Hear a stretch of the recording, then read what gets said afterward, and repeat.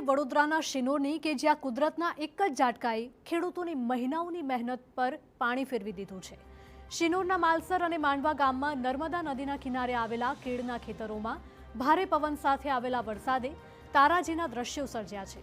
3 દિવસ અગાઉ પડેલા 3.5 ઇંચ જેટલા વરસાદ સાથે ફૂંકાયેલા વાવાઝોડાએ અંદાજે 300 થી 400 વીઘા વિસ્તારમાં કેળનો પાક જમીનદોસ્ત કર્યો છે।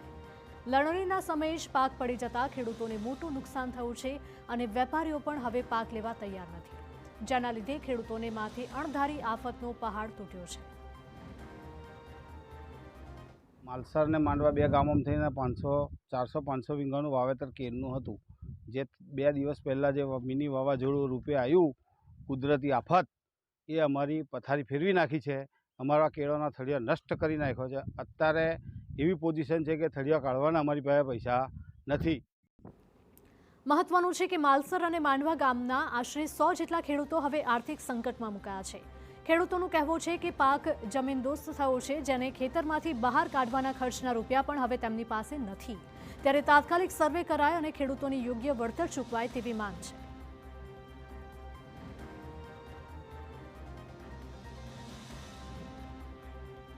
આ ખેતર સાફ કરવાના પણ પૈસા અમારી પાસે નથી। આ તમે જોઈ શકો છો, આ લૂમ, આ 20 કિલોનો લૂમ છે, હમણાં 450 રૂપિયાનો ભાવ છે। આ 500 રૂપિયાનો નંગ છે જે આમના હાથમાં છે તે, બરાબર। આ લૂમને બહાર કાઢવાની મજૂરી પણ અમારી પાસે નથી।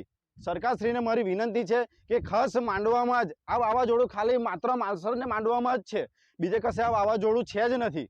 એટલે તમે સરકારશ્રીને વિનંતી છે કે સ્થળ પર આવીને ચકાસણી કરે, તપાસ કરે, સર્વે કરે અને ખેડૂતોને યોગ્ય વળતર આપે તેવી અમારી રજૂઆતની વિનંતી છે।